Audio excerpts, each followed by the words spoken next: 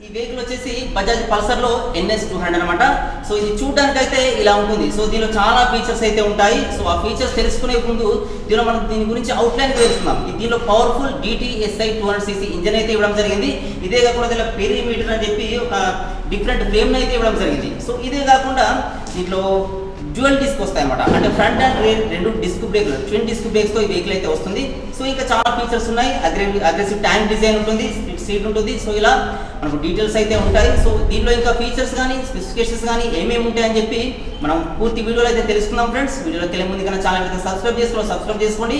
Videos అన్ని మీ friends కూడా యూస్ఫుల్గా అనిపిస్తే వాళ్ళకు కూడా షేర్ చేయడం అయితే మర్చిపోవద్దు. సో ప్రెజెంట్ మనం వీడియోలోకి అయితే వెళ్ళిపోదాం ఫ్రెండ్స్.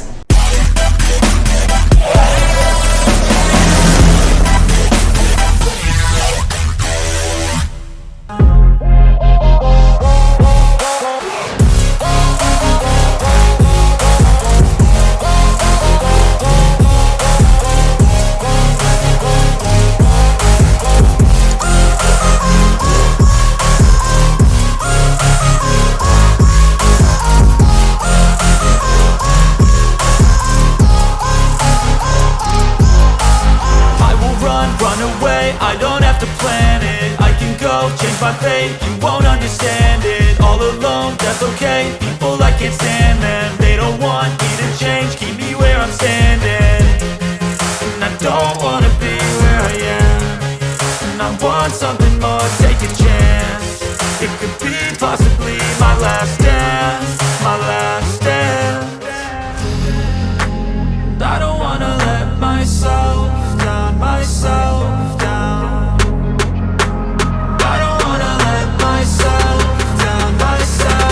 ఫ్రెండ్స్ దీని డిజైన్ పరంగా చూసుకున్నట్టయితే ఈ ఫ్రంట్ నుంచి అయితే చూడడానికి ఇలా ఉంటుంది. సో ఈ వైజర్ లేదంటే ఈ హెడ్ ల్యాంప్ డిజైన్ వచ్చేసి ఇలా అయితే ఉంటుంది. DC హెడ్ ల్యాంప్ అనేది ఇవ్వడం జరిగింది. సో ఈ హెడ్ ల్యాంప్ అనేది ఇలా అయితే కనిపిస్తుందన్నమాట. సో ఈ వైజర్కి 2 సైడ్స్లో ఈ లెఫ్ట్ రైట్ ఇండికేటర్స్ అయితే ఉంటాయి. సో మనం ఇవి బల్బ్తో అయితే ఇచ్చారనమాట. సో దీంట్లో ఓన్లీ బల్బే ఉంటుంది, LED ల్యాంప్ అయితే రాదనమాట. ఇది వచ్చేసి నెంబర్ ఫిట్ కోసం అరేంజ్మెంట్ అయితే ఉంటుంది. సో ఈ వైజర్ వచ్చేసి కొంచెం ఇలాంటి లుక్లో అయితే కనిపిస్తుంది అనమాట. ఈ బాడీ చూసినట్టయితే ఈ ఏదైతే ఫ్యూయల్ ట్యాంక్ ఉంటుందో దానికి ఆనుకొని ఇలా కౌల్స్ అయితే ఉంటాయి. సో ఇలా స్టైలిష్ కౌల్స్ అయితే ఉంటాయి. సో ఈ కౌల్స్ డిజైన్ అయితే చూడొచ్చు. సో ఈ కౌల్స్ కానుకొని ఇక్కడ ముందుండే ఈ రేడియేటర్ అయితే మనకు అటాచ్ అయి ఉంటుంది. సో ఇలా అయితే మనము ఈ సైడ్ నుండి చూస్తే కనిపిస్తుందన్నమాట.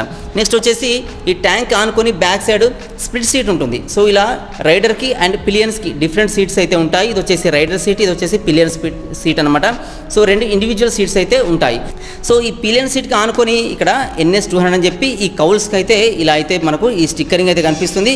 ఈ రేర్ సీట్కి బ్యాక్ సైడ్లో చూసినట్టయితే ఇలాంటి గ్రాబ్రేల్, స్ప్లిట్ గ్రాబ్రేల్ అయితే కనిపిస్తుంది. సో ఇలాంటి గ్రాబ్రేల్ అయితే మనం చూడొచ్చు. సో ఇలా అయితే మనకు గ్రాబ్రేల్ ఉంటుంది.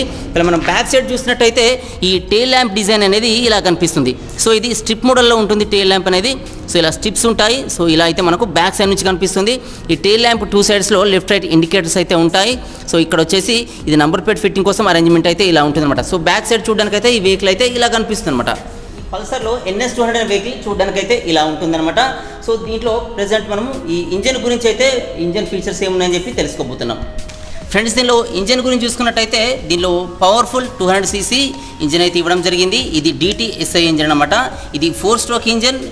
దీనిలో 4 వాల్వ్స్ ఉంటాయి. ఇది లిక్విడ్ కూల్ ఇంజన్ అనమాట. అయితే చాలా ఇంజన్స్ వచ్చేసి ఎయిర్ కూల్డ్ ఇంజన్ ఉంటాయి. బట్ ఇది వచ్చేసి దీని డిజైన్ బట్టి లిక్విడ్ కూల్ ఇంజన్గా ఇచ్చారనమాట. సో ఇక్కడ మన ఫ్రంట్లో చూస్తే ఇది ఇంజన్ని కూల్ చేయడానికి ఏర్పడే అంటే డివైస్ అనమాట.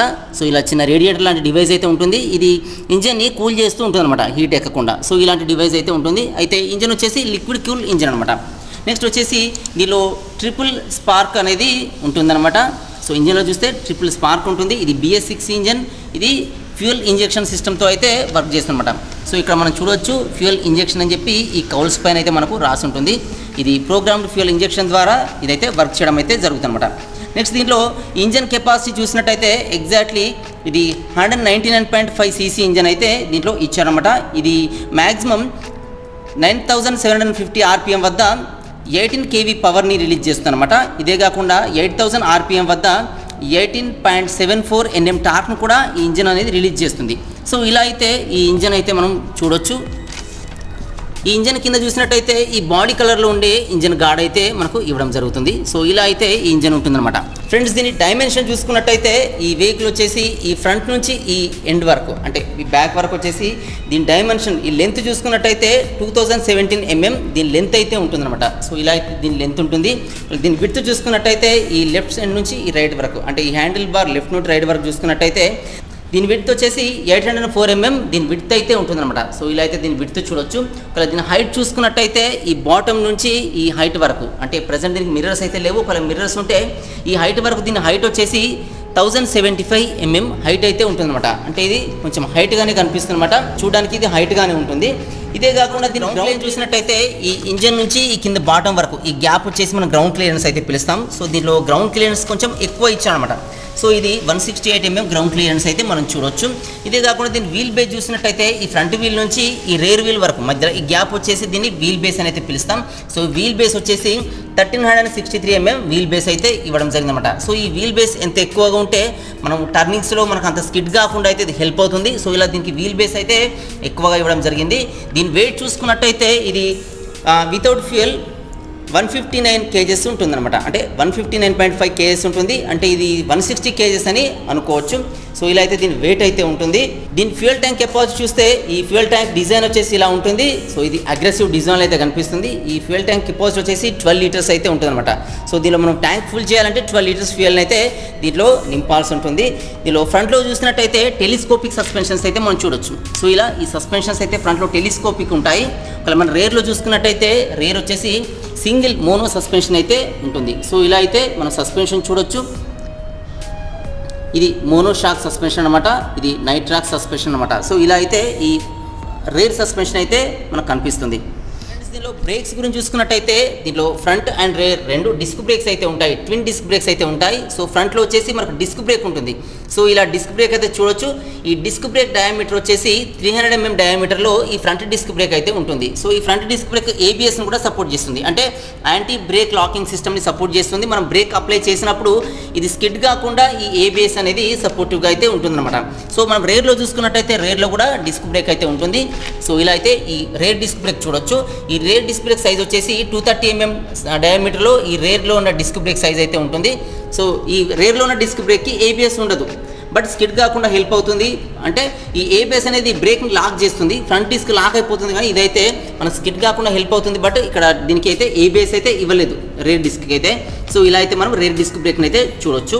ఫ్రెండ్స్ ఈ వెహికల్లో టైర్స్ గురించి చూసుకున్నట్టయితే ఈ ఫ్రంట్ వచ్చేసి అంటే రేర్ రెండు కూడా మనకు ట్యూబ్లెస్ టైర్స్ అయితే ఇస్తారు. So front size tyre size వచ్చేసి ఇది 100/80 సైజులో ఉంటుంది. సో ఇలా అయితే మీరు ఈ టైర్ సైజుని చూడొచ్చు.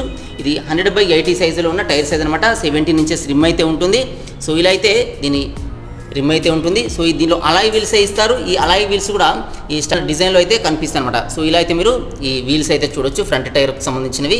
ఈ రేర్ వీల్ చూసుకున్నట్టయితే ఈ రేర్ కూడా అలాయ్ వీల్స్ అయితే ఇలా అయితే ఉంటాయి. ఒకవేళ రేర్ టైర్ చూసుకున్నట్టయితే దీంట్లో ఫ్రంట్తో కంపేర్ చేస్తే కొంచెం వైట్ టైర్ అయితే ఇవ్వడం జరిగింది. సో ఇది 130/70 mm సైజులో ఈ రేర్ టైర్ ఉంటుంది. సో ఇలా అయితే మనకు రేర్ టైర్ అయితే చూడొచ్చు ఫ్రెండ్స్. ఇది కూడా 17 inches వీల్ అయితే ఉంటుంది. ఇది కూడా ట్యూబ్లెస్ టైర్స్ అనమాట. అంటే ఈ NS 200లో ఫ్రంట్ అండ్ రేర్ రెండు కూడా ట్యూబ్లెస్ టైర్స్ అయితే ఇచ్చారు. ఫ్రెండ్స్ దీనిలో ఎలక్ట్రికల్ చూసుకున్నట్టయితే దీంట్లో DC హెడ్ ల్యాంప్ అనేది ఉంటుంది. సో ఇలా అయితే మనం హెడ్ ల్యాంప్ అయితే చూడొచ్చు. ఈ బ్యాటరీ వచ్చేసి 12 volts సపోర్ట్ చేస్తుంది. 8 amps ఇది సపోర్ట్ అయితే చేస్తుందన్నమాట. ఫ్రెండ్స్ ఈ లెఫ్ట్ హ్యాండిల్ బార్ దగ్గర చూసుకున్నట్టయితే మనకి ఇలా అయితే కనిపిస్తుంది. ఇక్కడ వచ్చేసి హై బీమ్ లో బీమ్ బటన్ అయితే ఉంటుంది, స్విచ్ ఉంటుంది. నెక్స్ట్ వచ్చేసి దీని కింద ఈ లెఫ్ట్ రైట్ ఇండికేటర్స్ బటన్స్ వేయడానికి అయితే ఇలా ఉంటుందన్నమాట. సో ఇలా అయితే లెఫ్ట్ రైట్ ఇండికేటర్ బటన్స్ వేయొచ్చు. నెక్స్ట్ వచ్చేసి ఇది ఇండికేటర్స్ ఆన్ చేయడానికి అయితే ఇది పనిచేస్తుందన్నమాట. దీని కింద వచ్చేసి హార్న్ స్విచ్ ఉంటుంది. సో ఇలా అయితే హార్న్ స్విచ్ చూడొచ్చు. ఇదే కాకుండా ఈ కొంచెం మనం ఫ్రంట్లో చూసినట్టయితే పాసింగ్ స్విచ్ ఇచ్చారన్నమాట. సో ఇలా ఇది మనం పాసింగ్ స్విచ్గా మనం దీన్ని అయితే యూజ్ చేసుకోవచ్చు. అంటే హై బీమ్ లో బీమ్ ఎట్ ఏ టైం మనం సిగ్నల్ ఇవ్వడానికి అయితే ఇది పాసింగ్ స్విచ్గా పనిచేస్తుందన్నమాట. నెక్స్ట్ రైట్ సైడ్లో చూసినట్టయితే ఈ రైట్ సైడ్లో వచ్చేసి ఈ ఇంజన్ ఆన్ ఆఫ్ స్విచ్ అయితే కనిపిస్తుంది. అంటే ఐడియల్గా మనం ఇంజన్ని ఆన్ ఆఫ్ చేయవచ్చు, లేదంటే దీన్ని ఆన్లో ఉంచేసి మనం సెల్ఫ్ స్టార్ట్ మెథడ్ ద్వారా ఈ వెహికల్ని స్టార్ట్ చేయడానికి కూడా ఇది పనిచేస్తుంది. సో ఇలా అయితే మనం ఇది ఆన్లో పెట్టి ఇక్కడ వెహికల్ని సెల్ఫ్ స్టార్ట్ బటన్ మనం ప్రెస్ చేసినట్టయితే వెహికల్ స్టార్ట్ అవుతుంది. సో ఈ స్టార్ట్ బటన్ అనమాట. ఒకవేళ ఇది ఆఫ్లో పెట్టేసి మనం స్టార్ట్ చేస్తే ఇదైతే స్టార్ట్ కాదు. సో ఇది ఆన్లో పెట్టి మనం స్టార్ట్ చేస్తేనే స్టార్ట్ అవుతుంది. ఈ మెయిన్ ఇగ్నిషన్ అయితే ఇలా ఉంటుంది. సో దీంట్లో కీని సెట్ చేశాక లెఫ్ట్ సైడ్ మనం టర్న్ చేసినట్టయితే లాక్ అవుతుంది. ఇది పుష్ చేసి ఇది రైట్ సైడ్ టర్న్ చేసినట్లయితే ఈ ఇంజిన్ ఆన్ ఆఫ్ చేయడానికి అయితే ఇక్కడ ఆప్షన్ అయితే ఉంటుందన్నమాట. సో ప్రీవియస్ ఏమి ఉండేదంటే ఇక్కడ కీ మెయిన్ ఇగ్నిషన్ ఏదైతే ఉంటుందో దీన్ని ఆఫ్ ఆన్ చేయడానికి ఇక్కడ ఈ కీని మనం ఉపయోగించే వాళ్ళం. బట్ ఏంటంటే ఈ కీ ఆన్లో ఉన్నప్పుడు దీన్ని ఆఫ్ చేయకుండా డైరెక్ట్గా ఇక్కడ ఇంజిన్ ఆఫ్ చేయడానికి స్పెషల్గా బటన్ అయితే ఇది ఇవ్వడం అయితే జరిగిందనమాట. దీనిలో డిజిటల్ కమ్ అనలాగ్ మీటర్ అయితే ఇవ్వడం జరిగింది. సో ఇక్కడ వచ్చేసి ఈ బటన్స్ మనం ఈ మీటర్ సెట్టింగ్స్ మనం చేసుకోవడానికి అయితే పనిచేస్తాయి అనమాట.